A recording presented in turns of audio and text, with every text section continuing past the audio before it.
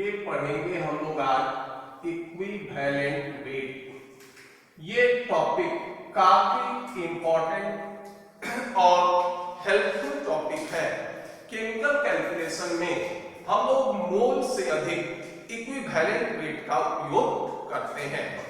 अब यह है कि इक्विवेलेंट वेट है क्या। तो इक्विवेलेंट वेट कोई बहुत बड़ी चीज नहीं है।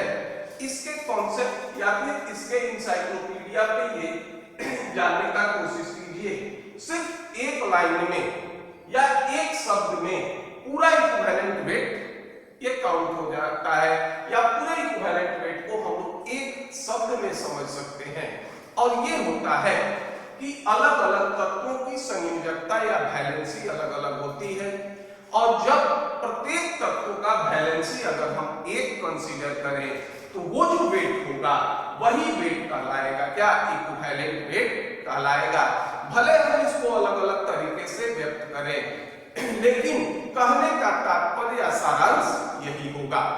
जैसे मान लीजिए एज फॉर एग्जाम्पल हम तीन एलिमेंट लेते हैं। एक हो गया सोडियम, दूसरा हो गया मैग्नीशियम और तीसरा हम ले लेते हैं एल्युमिनियम। सोडियम का एटॉमिक वेट होता है 23U, मैग्नीशियम का हो जाएगा कितना, सोडियम का हो जाएगा 21, ये हो जाएगा 24U और ये हो जाएगा 27U। नहीं, सोडियम का 23 होता है 23, ये हो जाएगा कितना, मैग्नीशियम 24 और एल्युमिनियम 27। तो एक मोल सोडियम बराबर किसके होगा, 23 ग्राम या 23 ग्राम के बराबर होगा। एक मोल मैग्नीशियम होगा 24 ग्राम के बराबर और एक मोल एल्युमिनियम होगा 27 ग्राम के बराबर। हम लोग ये कहते हैं कि अगर U या फिर AMU को अगर ग्राम में व्यक्त कर देते हैं तो ये एक मोल के बराबर हो जाएगा। अब जरा इसकी वैलेंसी हम लोग देखते हैं।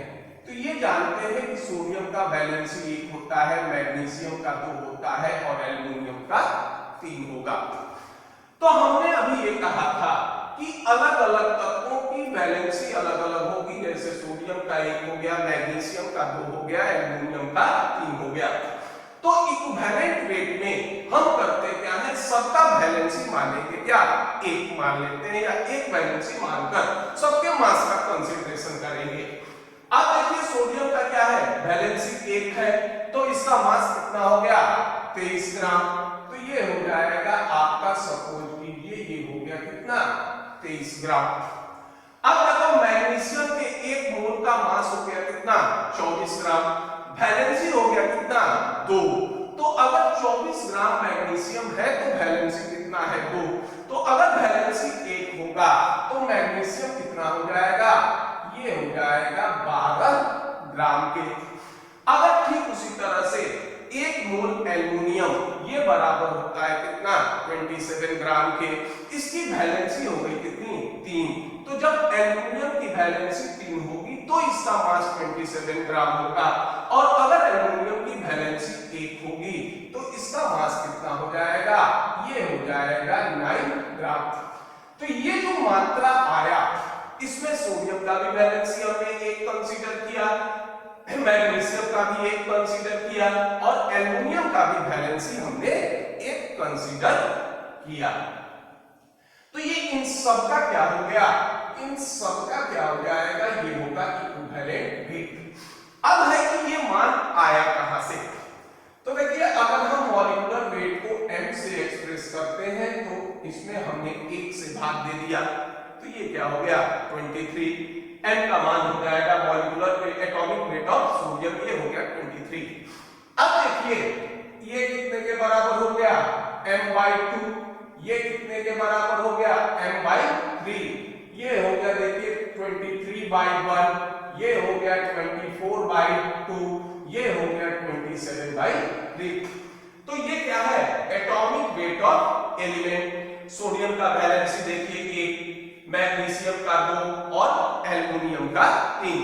तो अगर हम एटॉमिक वेट को वैलेंसी से डिवाइड कर दें तो ये आ जाएगा क्या, हमारा इक्विवेलेंट वेट के बराबर आ जाएगा। तो ये हो जाएगा आपका इक्विवेलेंट वेट, ये बराबर हो जाएगा आपके एटॉमिक वेट, और इसमें हम डिवाइड कर देते हैं किससे, वैलेंसी से डिवाइड कर देते हैं। ये आ जाएगा आपका क्या, इक्विवेलेंट वेट के बराबर। और अगर मान लो इसको हम डिफाइन भी करते हैं तो डिफिनेशन से, डिफिनेशन में ये कहा जाता है कि हाइड्रोजन का 1 ग्राम, ये 1 part by weight, 1 part by weight, ये हो गया। ऑक्सीजन का ये काउंट करते हैं 8 पार्ट बाय वेट, और क्लोरीन का 35.5 पार्ट बाय वेट। इससे किसी कंपाउंड का कितना भाग कंबाइन करता है, संयोग करता है, या फिर इसके कितने भाग को या कितने पार्ट बाय वेट को रिप्लेस करता है, वही कहलाता है हमारा इक्विवेलेंट वेट। अब ये इसका तो डिफिनेशन हो गया। देखिए हमने शुरू में ही कहा था कि हम लोग चाहे पढ़े किसी भी तरह से, पढ़ाए किसी भी तरह से, अंत में एक ही जगह पर जाएंगे कि अगर एलिमेंट का एटॉमिक, ये अगर एलिमेंट की वैलेंसी सबको अगर हम एक माने तो ये जो भी वेट आएगा वो हमारा इक्विवेलेंट वेट आएगा। देखिए यहां भी यही चीज कहने का कोशिश किया गया है। हाइड्रोजन की वैलेंसी होती है कितनी, 1, ठीक। ऑक्सीजन का वैलेंसी होता है कितना, 2, लेकिन ऑक्सीजन का एटॉमिक वेट होता है कितना, 16। तो अगर ऑक्सीजन का एटॉमिक वेट 16 होता है तो इसकी वैलेंसी कितनी हो गई, 2। तो अगर ऑक्सीजन का एटॉमिक वेट 8 होगा तो इसकी वैलेंसी कितनी हो जाएगी, 1। तो जब ऑक्सीजन का वेट 8 होगा तो इसकी वैलेंसी हो गई 1। क्लोरीन हो गया 35.5, तो वैलेंसी हो गया 1। तो यही 3 एलिमेंट हमारे रेफरेंस होते हैं, मानक होते हैं। और मानक हम इसलिए माने क्योंकि अधिकांश एलिमेंट हाइड्रोजन, ऑक्सीजन और क्लोरीन इनसे कंबाइन कर जाते हैं या फिर इसको सब्स्टिट्यूट कर देते हैं, इसलिए हम लोग इसको मानक मान लिए। जब कैलकुलेशन करना तो ये आ गया इक्विवेलेंट वेट बराबर होता है किसके, एटॉमिक वेट बाय वैलेंसी के बराबर होगा। या फिर अगर मान लीजिए हम इस सूत्र का देखो यूज किए हैं, एटॉमिक वेट बराबर ये हो जाता है क्या आपका, इक्विवेलेंट वेट इनटू वैलेंसी। इस तरह से इक्विवेलेंट वेट ऑफ एटम हम आसानी से याद कर सकते हैं। अब एक टर्म होता है जिसको नाम देते हैं ग्राम इक्विवेलेंट। तो जैसा कि नाम है ग्राम इक्विवेलेंट, यानी equivalent weight expressed in gram is called gram equivalent. तो इसको कह सकते हो equivalent weight expressed in gram is called gram equivalent, is called gram equivalent. और ये हो जाएगा सूत्र के रूप में अगर आप लिखिए तो ये हो जाएगा आपका क्या, ग्राम इक्विवेलेंट बराबर ये हो जाएगा क्या आपका, वेट ऑफ सब्सटेंस बटा equivalent weight of that substance.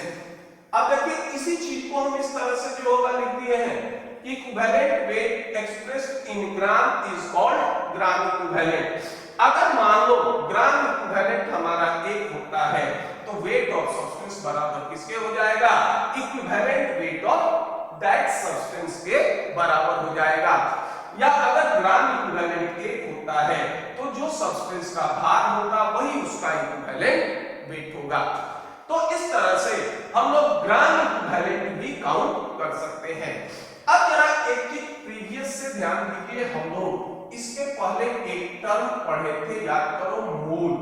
मोल बराबर था वेट बाय एटॉमिक और मॉलिक्यूलर वेट। और मोल की सहायता से हम लोग बहुत सारे केमिकल कैलकुलेशंस किए थे। अब देखिए मोल और ग्राम इसमें सिर्फ इतना अंतर होता है कि अगर हम लोग एटॉमिक वेट से भाग दे दें तो ये आ जाएगा क्या, मोल, और अगर इक्विवेलेंट वेट से भाग दे दें तो ये आ जाएगा क्या, हमारा ग्राम इक्विवेलेंट। तो जितना कैलकुलेशन हम मोल के साथ कर सकते हैं वो सारे कैलकुलेशन अगर हम चाहें तो ग्राम इक्विवेलेंट के साथ भी कर सकते हैं, और ये कहलाता है हमारा क्या, ग्राम इक्विवेलेंट। जैसे मान लीजिए एक क्वेश्चन लेते हैं, ये सपोज कीजिए कि find the gram equivalent, find the gram equivalent of 7 gram H2SO4 given, यह दिया है इक्विवेलेंट वेट ऑफ H2SO4, ये हो गया 49। देखिए अभी हम ये शब्द जो होगा इक्विवेलेंट वेट ऑफ H2SO4 लिख ले रहे हैं, आगे इसका कैलकुलेशन होगा। तो अभी हमारा था क्या, gram equivalent, gram equivalent calculate करोगे, ये आएगा weight by equivalent weight, weight हो गया कितना 7, इक्विवेलेंट वेट हो गया कितना 49, ये हो जाएगा 1/7, ये हो जाएगा क्या, ग्राम इक्विवेलेंट। तो किसी भी पदार्थ का या किसी भी एलिमेंट का अगर इक्विवेलेंट वेट ज्ञात हो तो मात्रा के सहायता से हम उसका आसानी से ग्राम इक्विवेलेंट बतला सकते हैं। पहले इसको नोट कर लीजिए।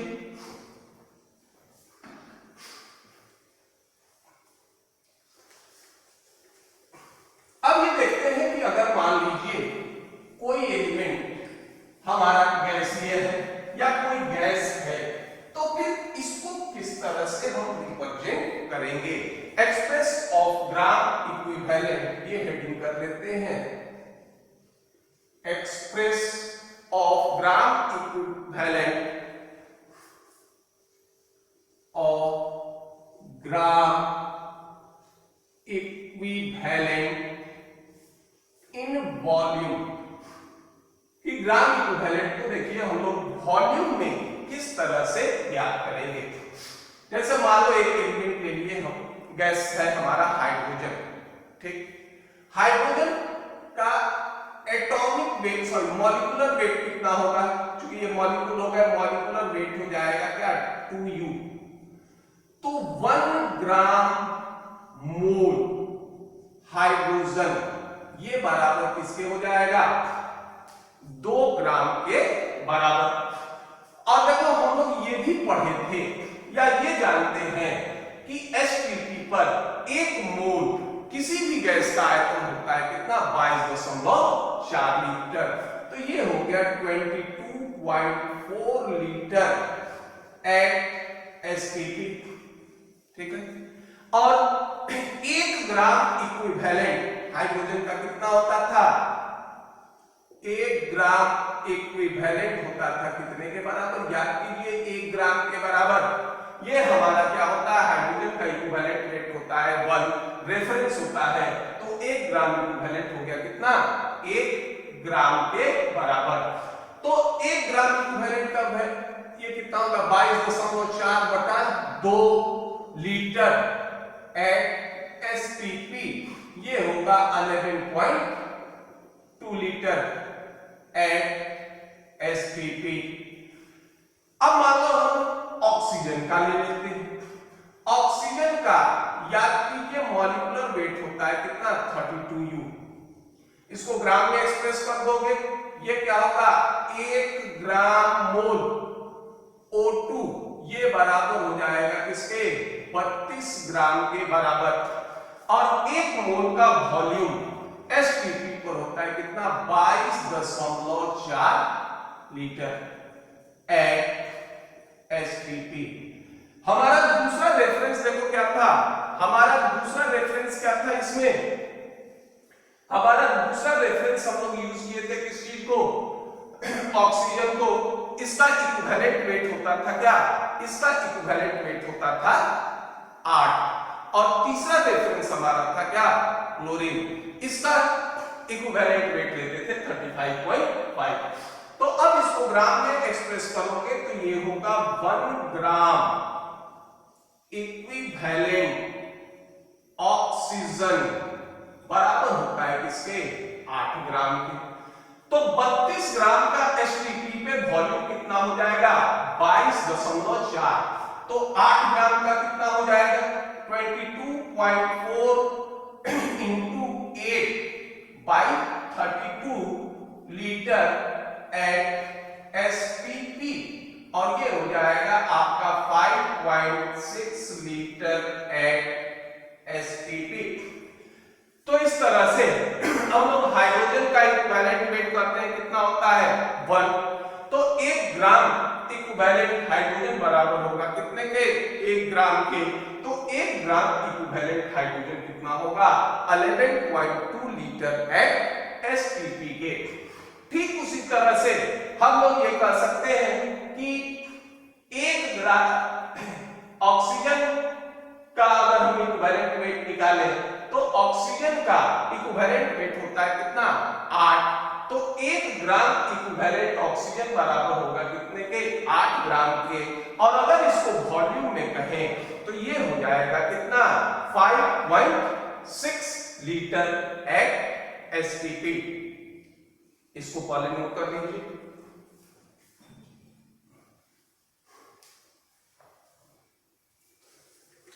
इस तरह से हम लोग एटम का इक्विवेलेंट वेट निकाल लेंगे और इक्विवेलेंट वेट को ग्राम इक्विवेलेंट में किस तरह से एक्सप्रेस करते हैं, या फिर ये कह सकते हैं कि ग्राम इक्विवेलेंट को वॉल्यूम में किस तरह से एक्सप्रेस करेंगे।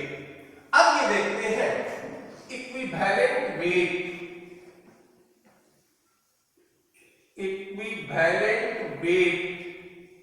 Of compound, equivalent weight of compound. तो अब इक्विवेलेंट वेट ऑफ कंपाउंड क्या होगा?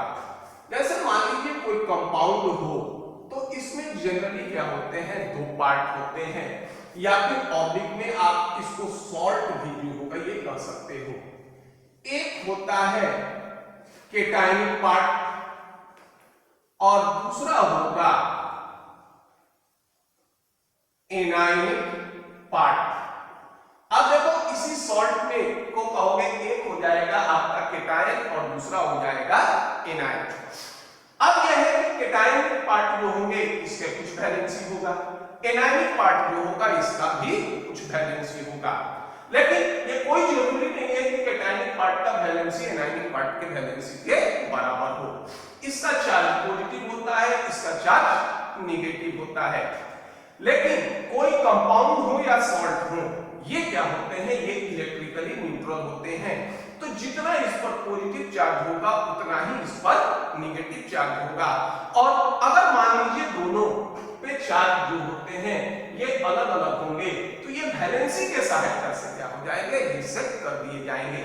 जैसे मान लो एक कंपाउंड हमारा है Al2O3, यहाँ एल्युमिनियम हमारा क्या होता है? इसकी वैलेंसी होती है 3 और ऑक्साइड की वैलेंसी होगी 2।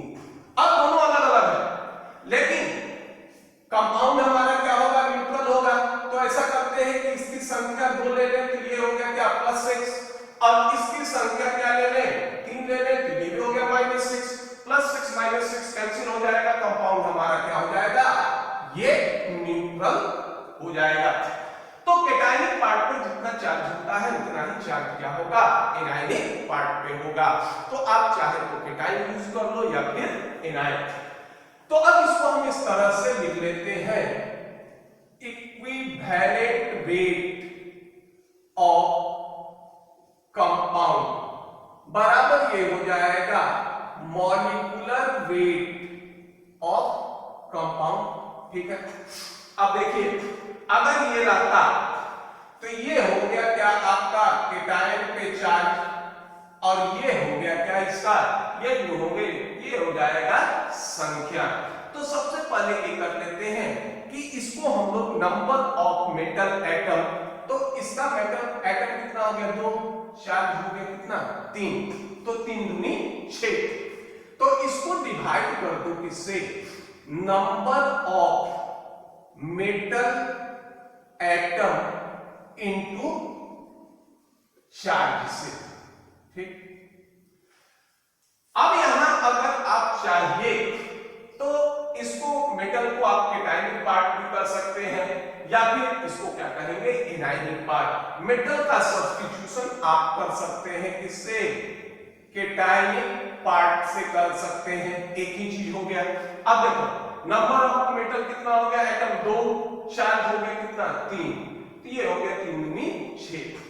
अब मेटल जो हो गए इसको क्या, अगर तुम चाहो तो इसको क्या कर सकते हो, ये भी कहेंगे क्या, एनायनिक पार्ट भी कहेंगे।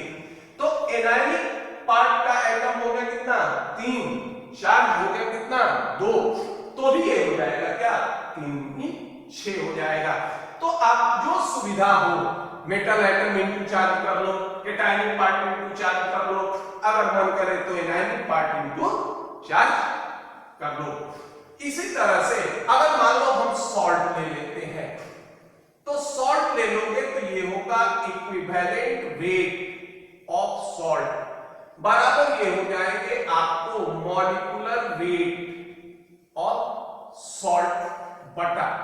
सॉल्ट में एक होता है क्या, केटायन, और दूसरा होता है एनायन। तो केटायन कह सकते हैं कि number of positive charge, number of positive charge into number of cation, एक ही चीज होगी, या फिर number of negative charge into number of anion.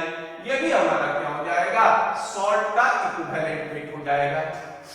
As for example चलिए NaCl, तो देखो ये होता है क्या, आयनाइज करोगे तो चार्ज मिल जाएगा Na++Cl-। अब अगर मान लो NaCl का मॉलिक्यूलर वेट m हो तो इसका इक्विवेलेंट वेट हो जाएगा क्या, m/1। अब मान लीजिए ये हो गया CaCl2, इसका अगर इक्विवेलेंट वेट काउंट करते हैं, ये हो जाएगा इक्विवेलेंट वेट लिख ले रहे, ये होगा Ca2+2Cl-। मॉलिक्यूलर वेट देखो अगर m है तो चार्ज इस बार कितना हो गया 2, तो ये हो गया 2। अब मान लीजिए ये होता है Al2SO4 तो इसको आयनाइज करोगे तो ये होगा 2Al3+3SO4 2-, ये हो गया m। Number of positive charge कितना है 3, नंबर ऑफ केटायन 2, ये हो गया क्या 6। अगर मान लो नेगेटिव चार्ज लेते हो तो 2, नंबर ऑफ ये एनायन कितना हो गया 3, तो भी हमारा क्या हो जाएगा 6। अब मान लीजिए हम लोग ये कैलकुलेट करते हैं equivalent weight of N acid. देखो एसिड को हम लोग सामान्यतः क्या करते हैं कि कहते हैं कि जो जल में घुलकर H+ दे उसको नाम दोगे क्या एसिड, और बेस को कहते हैं क्या, जो जल में घुलकर OH- दे उसको कहेंगे बेस। मान लीजिए HCl है तो ये आयनाइज होकर देगा H++Cl-। तो कोई भी एसिड होंगे उसमें हमेशा केटायन क्या होगा H+ होगा। ठीक, और इस H+ को क्या नाम देते हैं, ये जो होगा इसको नाम देते हैं basicity, basicity of N acid कह सकते हो, और नंबर ऑफ रिप्लेसेबल हाइड्रोजन, जो हाइड्रोजन आयनाइज हो जाए। तो अब यहां पर था हमारा number of positive charge into number of cation.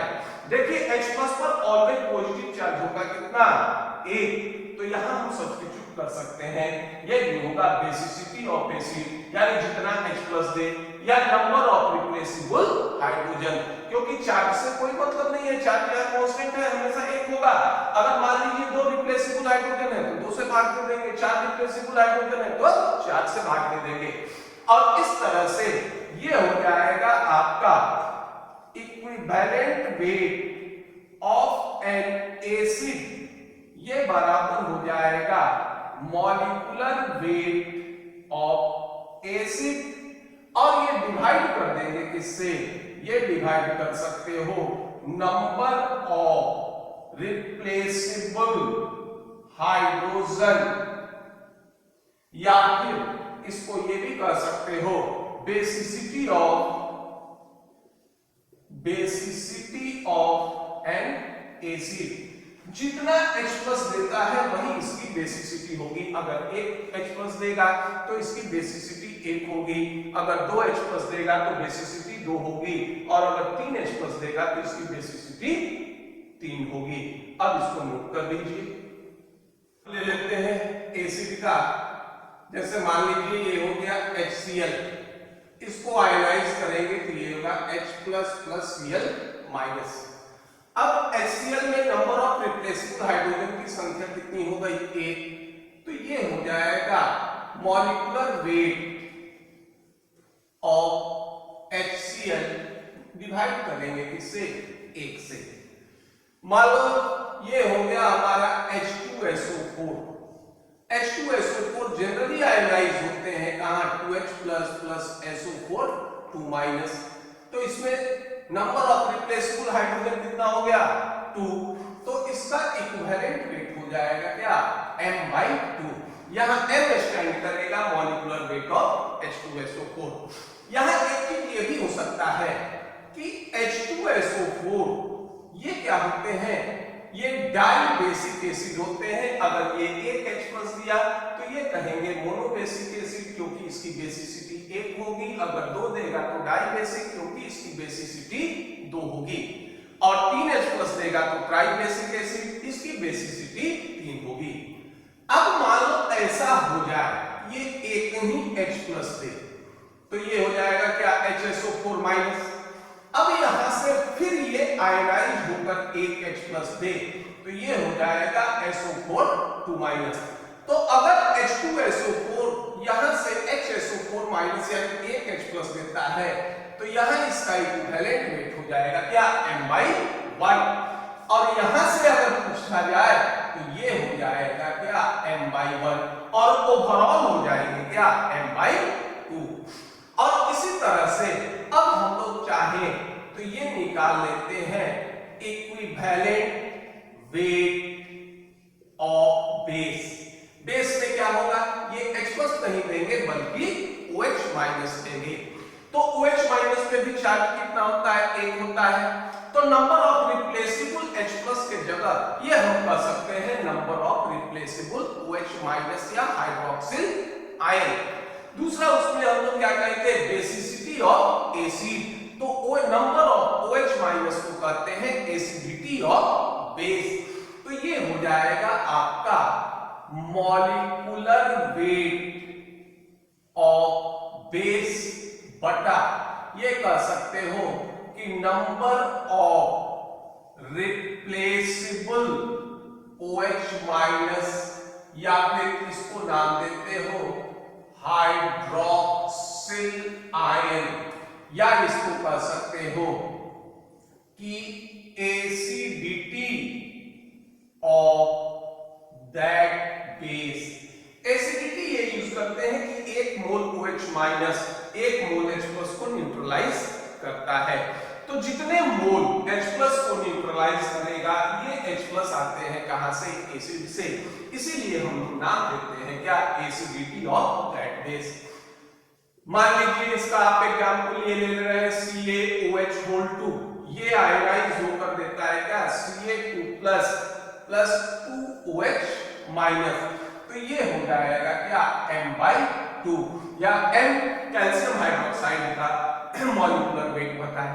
अगर मान लीजिए एक ही OH- देगा, तो अगर मान लो ये किसी भी तरह से सिर्फ एक OH- देता है, तो ये हो जाएगा CaOH का कैल्शियम पर हो जाएगा प्लस, और यहां हो जाएगा ये क्या, m/1। तो इस तरह से हम एसिड, बेस, सॉल्ट सबका इक्विवेलेंट वेट ज्ञात कर लेंगे। यहां एक चीज ध्यान दीजिएगा कि यहां पर हम लोग इक्विवेलेंट वेट के संदर्भ में कुछ चीज छोड़कर चल रहे हैं। और इसको नाम देते हैं equivalent weight of oxidising and reducing agent. या फिर जो एलिमेंट वेरिएबल वैलेंसी शो करते हैं उसके इक्विवेलेंट वेट को ज्ञात करने के लिए तरीका हम यहां यूज नहीं करते हैं। इसको हम लोग सेपरेट टॉपिक में पढ़ेंगे जिसका नाम होगा equivalent determination of equivalent weight of oxidising and reducing agent. क्योंकि वेरिएबल वैलेंसी में या तो इलेक्ट्रॉन गेन हो या लॉस हो, और इसी गेन ऑफ इलेक्ट्रॉन को हम लोग नाम देते हैं रिडक्शन और लॉस ऑफ इलेक्ट्रॉन को नाम देते हैं ऑक्सीडेशन। तो ये पार्ट यहां से हटा हुआ है, इसको हम लोग अलग से टॉपिक में डिस्कस करेंगे। अब देखते हैं कि इसका कैरेक्टर क्या होता है। Characteristics of equivalent wait. सबसे पहला तो इसका कैरेक्टरिस्टिक ये होता है कि अगर हम लोग मोल से किसी भी केमिकल इक्वेशन या ये कह सकते हैं कि मास का मास से रिलेशन, मास का वॉल्यूम से रिलेशन अगर निकालते हैं तो इसके लिए आवश्यक होता है क्या, balanced chemical equation. Balanced chemical equation लिखना जरूरी होता है, लेकिन इक्विवेलेंट वेट के केस में ये चीज नहीं होगा। जैसे मान लीजिए हमारा एक काल्पनिक रिएक्शन है, A mole of A plus B mole of B gives M mole of M plus N mole of N। यहां देखिए स्टोइचोमेट्रिक कोफिशिएंट हो गया A, B, M और N। यह संभव है कि ये चारों समान भी हो सकते हैं, या ये संभव है कि ये चारों समान नहीं भी हो सकते हैं। तो जब हम मान लीजिए इसका रिलेशन इसके साथ या इसका रिलेशन इसके साथ अगर हम लोग निकालते हैं तो इस स्टोइचोमेट्रिक कोफिशिएंट की आवश्यकता होगी। तो हम यहां ये लिखेंगे क्या, A मोल ऑफ A ये बराबर होगा किसके, B मोल ऑफ B ये बराबर हो जाएगा आपका M मोल ऑफ M, और ये बराबर हो जाएगा किसके, N मोल ऑफ N के। अब मान लीजिए अगर हमको A, B, M, N का मान नहीं मालूम है, हम कोई कैलकुलेशन नहीं कर सकते, कोई वैल्यू नहीं निकाल सकते, लेकिन आप किसी को अगर ग्राम इक्विवेलेंट में लिखिएगा तो ये हो जाएगा आपका ग्राम इक्विवेलेंट ऑफ A बराबर हो जाएगा ग्राम इक्विवेलेंट ऑफ B बराबर हो जाएगा क्या, ग्राम इक्विवेलेंट ऑफ C बराबर हो जाएगा किसके, ग्राम इक्विवेलेंट ऑफ, सॉरी ये n था, equivalent of m into gram equivalent of n, और ग्राम इक्विवेलेंट होता है वेट बाय इक्विवेलेंट वेट। तो ये होगा वेट ऑफ A बटा इक्विवेलेंट वेट ऑफ A बराबर ये होगा वेट ऑफ B बटा ये हो जाएंगे इक्विवेलेंट वेट ऑफ B बराबर हो जाएगा, देखिए वेट छूटा, एक वेट ऑफ M बटा इक्विवेलेंट वेट ऑफ M बराबर ये होगा weight of N upon equivalent weight of N। अब इसको इक्वेट करके मास का मास के साथ रिलेशन या मास का वॉल्यूम के साथ हम लोग रिलेशन ज्ञात कर सकते हैं, क्योंकि हमने ये भी देखा था कि ग्राम इक्विवेलेंट को किस तरह से वॉल्यूम में एक्सप्रेस करते हैं। अब यहां देखिए कोई स्टोइचोमेट्रिक कोफिशिएंट की जरूरत नहीं है, A का मान क्या है, B का मान क्या है, M और N का मान क्या है। अगर इसकी संख्या समान हो तो भी ग्राम इक्विवेलेंट समान होंगे, यदि इसकी संख्या समान नहीं है तो भी ग्राम इक्विवेलेंट समान होंगे। इसको नोट कर लीजिए।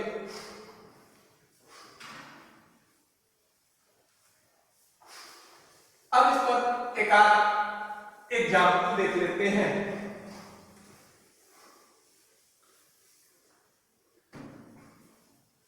जैसे मान लो ये क्वेश्चन है 1.03 gram of Zn deposited 1.0 gram of copper from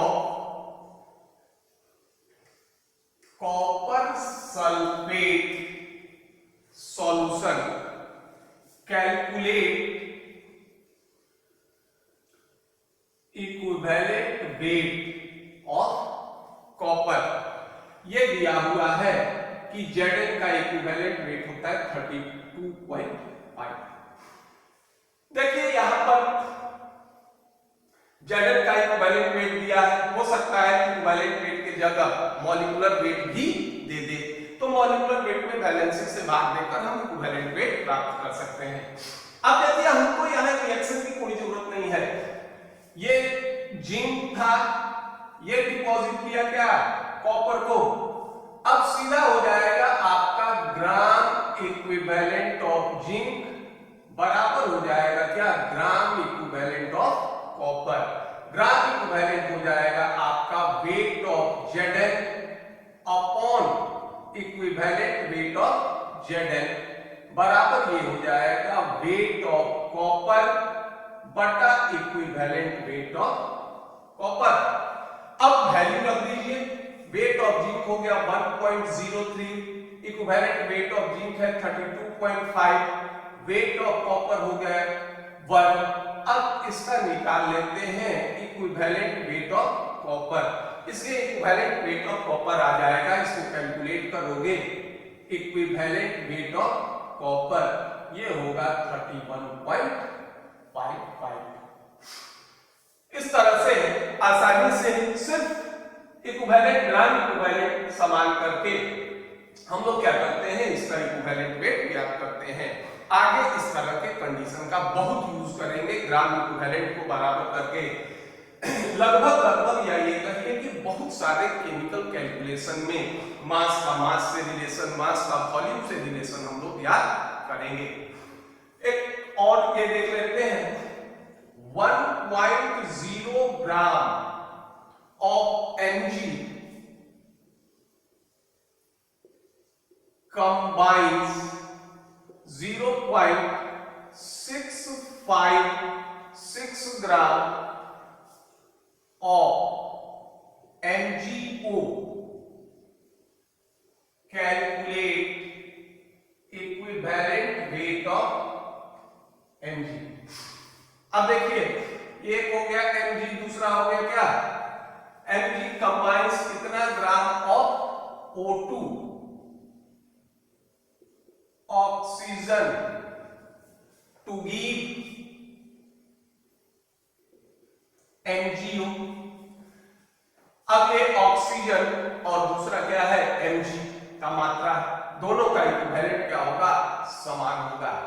अब देखिए ग्राम इक्विवेलेंट ऑफ Mg बराबर हो जाएगा किसके, ग्राम इक्विवेलेंट ऑफ ऑक्सीजन, ये हो जाएगा वेट ऑफ Mg बटा इक्विवेलेंट वेट ऑफ Mg बराबर ये हो जाएगा वेट ऑफ ऑक्सीजन बटा इक्विवेलेंट वेट ऑफ ऑक्सीजन। अब इसका मान रखिए, वेट ऑफ Mg कितना है 1.0, इक्विवेलेंट वेट Mg का ज्ञात करना है, वेट ऑफ ऑक्सीजन कितना है 0.656 और ऑक्सीजन हमारा क्या होता है रेफरेंस होता है, और रेफरेंस होगा तो इसका रेफरेंस ऑक्सीजन का होता है कितना 8, तो ये हो जाएगा equivalent weight of Mg equal to ये होगा 12.19, ये हो जाएगा क्या इक्विवेलेंट वेट ऑफ Mg। ये इसकी पहली विशेषता थी। दूसरा विशेषता ये होगा कि अगर मान लो कोई कंपाउंड हो, सॉल्ट हो, तो इसका एक पार्ट क्या होता है कैटायनिक पार्ट होता है और दूसरा जो होगा ये एनायनिक पार्ट। तो कैटायनिक पार्ट और एनायनिक पार्ट को जोड़ दो कि equivalent weight of cationic part plus equivalent weight of anionic part, ये बराबर होता है किसके इक्विवेलेंट वेट ऑफ कंपाउंड के।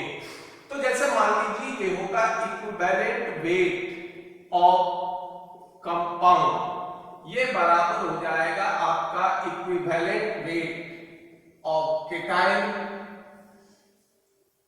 Plus equivalent weight of anion, या फिर इसके ऑब्लिक में सॉल्ट भी आप यूज कर सकते हैं। जैसे मान लो एग्जांपल हम लोग ये ले रहे हैं इक्विवेलेंट वेट Na2 CO3,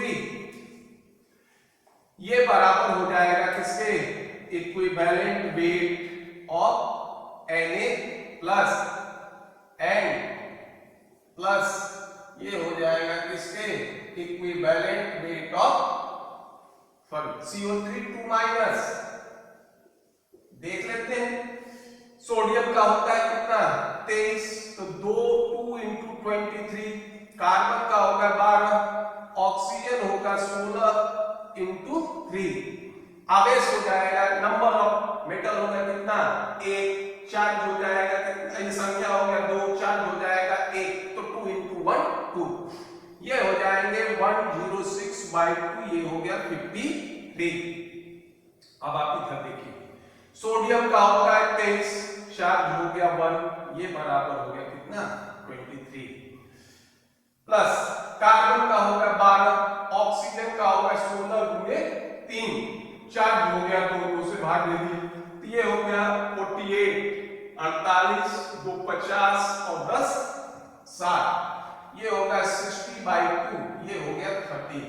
अब ये देखिए 23 प्लस 30, ये हो गया क्या 53, ये दोनों बराबर होंगे, इसको नोट कर लीजिए।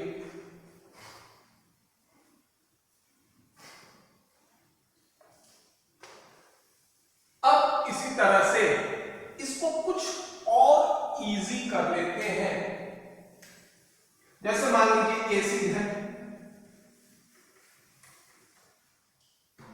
जैसे मान लीजिए ये होता है equivalent weight of N acid, तो देखिए एसिड हमेशा क्या करता है H+ देगा, और H+ का इक्विवेलेंट वेट होता है हाइड्रोजन का होगा कितना 1, आफ्टर H+ ये क्या देगा एनायन, इसमें एक कर लेते हैं जोड़ दो, इक्विवेलेंट वेट ऑफ एनायन, ये हो जाएगा एसिड का इक्विवेलेंट वेट। जैसे आप एग्जांपल ले लीजिए H2SO4, ये देखिए H2SO4 क्या हो गया, H2SO4 में हाइड्रोजन हो गया 1 इंटू 2, सल्फर हो गया 32, ऑक्सीजन हो गया 16 गुने 4/2, इक्विवेलेंट वेट, ठीक। अब देखिए ये होगा 98/2, ये हो गया 49। अब देखिए ये हो गया 1, H2SO4 का एनायनिक पार्ट क्या हो जाएगा SO4 2 माइनस, सल्फर हो गया 32, ऑक्सीजन हो गया 16 इंटू 2, चार्ज हो गया कितना 2, अब ये हो जाएगा आपका 96/2, ये हो जाएगा 48, अब 1 प्लस 48, ये हो जाएगा कितने के बराबर 49 के बराबर। इसी तरह से ये भी हो जाएगा इक्विवेलेंट वेट ऑफ बेस, तो बेस हम कहते हैं किसको जो OH माइनस दे, तो जिस तरह से H+ का इक्विवेलेंट वेट कितना होता है 1, उसी तरह से OH माइनस का इक्विवेलेंट वेट होता है 17, क्योंकि देखिए हाइड्रोजन हो गया 1, ऑक्सीजन हो गया कितना 16, तो ये हो गया 17, चार्ज होता है 1, तो OH माइनस इसका इक्विवेलेंट वेट होता है क्या, ये होगा 17, तो ये हो जाएगा 17 plus after loss of OH minus, ये बनेगा क्या केटायन, ये हो जाएगा इक्विवेलेंट वेट ऑफ केटायन, यानी इक्विवेलेंट वेट ऑफ केटायन में अगर 17 जोड़ दें तो ये क्या हो जाएगा, ये केटायन ऑफ बेस कर लो, यहां इस ज्यादा अच्छा रहेगा, और एसिड, क्योंकि केटायन से सॉल्ट का भी बोध हो सकता है, किसी भी आयन का बोध हो सकता है।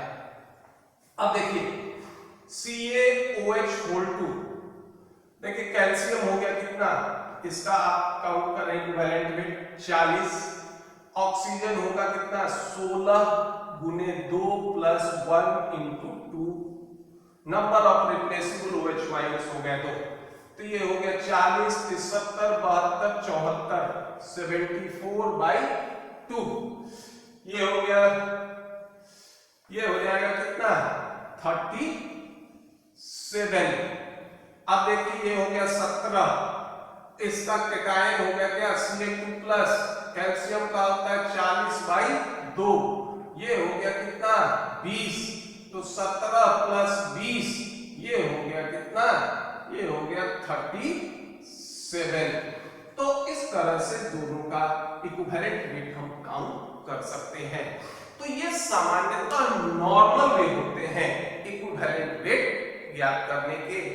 अब हम लोग अभी इक्विवेलेंट वेट देखिए पूरा नहीं है, अब इसको कैलकुलेट करने के कुछ मेथड भी होंगे और उसके बाद हम लोग इसको केमिकल इक्वेशन पर एप्लीकेबल करेंगे। ऐसा नहीं है कि इसमें जो हमने चीज लिखा या जो भी चीज बताया सबका सिर्फ एक ही मतलब है कि यदि किसी भी एटम का अगर हम वैलेंसी 1 यूज करेंगे तो वही उसका क्या हो जाएगा, वेट हो जाएगा, इक्विवेलेंट वेट। चाहे आप फॉर्मूला पर यूज कर लो या फिर जो होगा इसको सिंपल अर्थमेटिक्स पर भी यूज करके आप इसको कैलकुलेट कर सकते हैं। अगर आपको ये वीडियो पसंद आए तो इसको लाइक कीजिए, सब्सक्राइब कीजिए। धन्यवाद।